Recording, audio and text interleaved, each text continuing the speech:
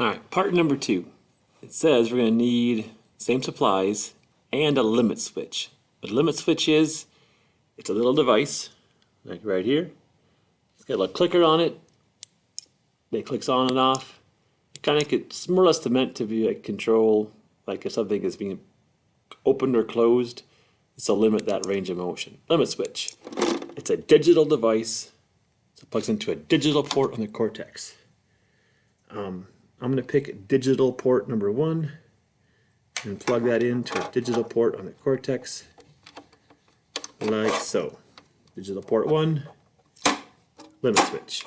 Okay, got it. It says we're going to, the motor will start 1 second after the limit switch is pressed and released, and it's called until bump. The program will run for a certain time at a speed. After it's elapsed, the motor will stop, start up again. Okay, got it. Let's try it. So I'm using the same program I built for the last one, but add to it. I'm going to stop this program. I'm going to, for now, just trash can the stuff. So I click on it, push delete, get rid of it all. Okay. It says the first thing is going to be the until bump. So it says I press the button. The motor is going to wait for a second and then start. So the sequence is press the button, it waits, it starts. So the sequence is called until bump. Press the button, it's going to wait, then the motor is going to start. Okay, press the switch, it waits, motor starts. I'm not going to worry about these numbers or times yet, just want to get the words right. What's next? Got it. It says after the time has elapsed, the motor will stop for 1 second. So stop for 1 second. So I go back. It says the motor is going to stop for 1 second. Okay, press the switch, it waits, it starts. It's going to run for a certain amount of time. Oh, I forgot, didn't I? So it's going to run for a certain amount of time. Then it's going to stop for 1 second. Caught my error. See that? Just talk yourself through it.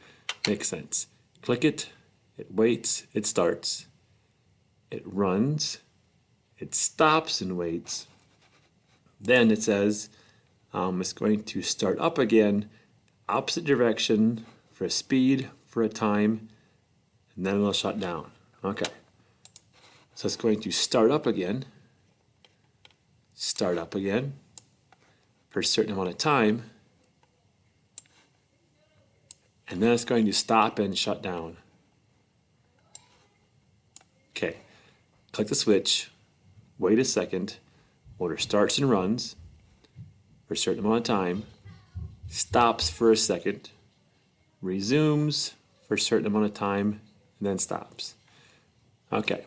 So I gotta first make sure I have this here, right? Switch, I haven't brought one in yet. Under setup, I go to digital, mine's at port 1. I'm gonna call mine go. And the device is called a touch device. I'm gonna okay that, and then do a refresh of my screen. Now it says until bump, click go. Wait 1 second. The motor is called Steve. It starts at a speed of 77 for 3 seconds. So it goes 77 for 3 seconds. And the motor is going to stop for a second. It's going to resume at a speed of 35, but the opposite direction, 35, opposite direction. So it's not going to be positive 35, it's going to be negative 35 for 3 seconds. And the motor is going to stop, program ends. So I click it, it waits, it starts and runs, stops and pauses, starts backwards, runs and pauses, or shuts down. Let's give it a try. I'm going to go ahead and plug my robot back in. Powered on. Nope. That's just my old program running. Okay. Download the robot. Okay. So I press start. And why didn't it start? Is it broken? What's wrong with it? Nothing. It says the program waits until the button is clicked. I click the button,